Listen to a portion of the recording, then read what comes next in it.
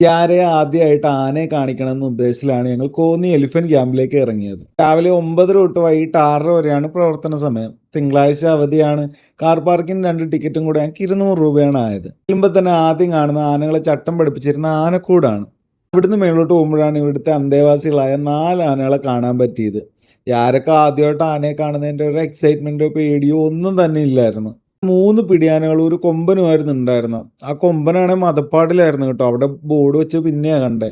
അതിൻ്റെ തൊട്ടടുത്തായിരുന്നു art gallery ഉണ്ടായിരുന്നത്. Shoe ഊരാൻ മടിയായത് കൊണ്ടിട്ട് ഞാൻ എൻ്റെ വാതിൽക്കൽ നിന്ന് വീഡിയോ എടുത്തതേ ഉള്ളൂ. ഇത് കുറച്ച് മുമ്പ് 3D തിയേറ്റർ ഉണ്ട്. അവിടെ കൊച്ചുമായിട്ട് കയറാൻ പറ്റാത്തതുകൊണ്ട് അത് ഒഴിവാക്കി. അതിന് സെപ്പറേറ്റ് ടിക്കറ്റ് എടുക്കണം കേട്ടോ.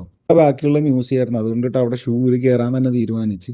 അത് എന്തായാലും ഞങ്ങളെ നിരാശനാക്കിയില്ല. ഇവിടെ നമുക്ക് ഒരുപാട് കാര്യങ്ങൾ മനസ്സിലാക്കാൻ പറ്റും. ആനയുടെ അസ്ഥികൾ ഏതൊക്കെയാണ്, ആന എങ്ങനെയൊക്കെയാണ് പരിണാമം സംഭവിച്ചത്, ആനയെ പണ്ട് കാലത്ത് ദ്രോഹിക്കാൻ ഏതൊക്കെ ടൈപ്പ് സാധനങ്ങളാണ് ഉപയോഗിച്ചുകൊണ്ടിരുന്നത്, വാരിക്കുഴിയിൽ നിന്ന് പിടിച്ച് ചട്ടം പഠിപ്പിച്ചിറക്കുന്ന രീതി എങ്ങനെയാണ്, കൂപ്പിൽ പണിയെടുപ്പിക്കണത് എങ്ങനെയാണ്, അങ്ങനെ ഒട്ടനവധി വിവരങ്ങൾ നമുക്ക് ഇവിടുന്ന് മനസ്സിലാക്കാൻ പറ്റും.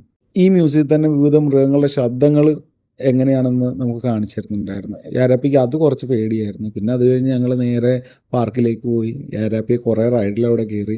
യാരാപ്പി ഭയങ്കര ഹാപ്പി ആയിരുന്നു. ആകെ മ്യൂസിയവും ഈ ഒരു പാർക്കുമാണ് ഞങ്ങൾക്കിവിടെ വർത്തായിട്ട് തോന്നിയത്.